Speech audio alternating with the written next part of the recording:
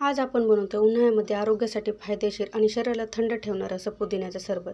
त्यासाठी पुदिन्याचे काही पानं स्वच्छ धुवून एका मिक्सरच्या भांड्यामध्ये टाकून घेतले. त्याच्यामध्ये 2 लिंबू पिळून घ्यायचे. लिंबू मोठं असेल तर 1 पिळलं तरीसुद्धा चालेल.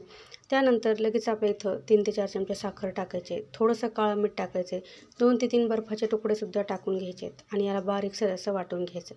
आता बारीक वाटून घेतलेलं मिश्रण आपल्याला एकदा चहाच्या गाळणीने गाळून घ्यायचे, म्हणजे जे काही जाडसर भाग असेल पुदिन्याचा निघून जाईल.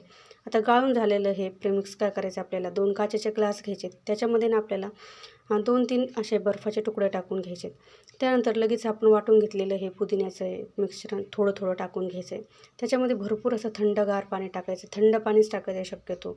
एकदा मिक्स करून घ्यायचं आहे. छान असं आपलं थंडगार पुदिन्याचं सरबत बनवून तयार झालेलं आहे. उन्हामधून आलं ना की पिलं तर एकदम मन एकदम शांत असं होतं. तुम्हीसुद्धा अशा पद्धतीने बनवून बघा आणि आवडल्यास एक लाईक मात्र नक्कीच करा. Bye bye.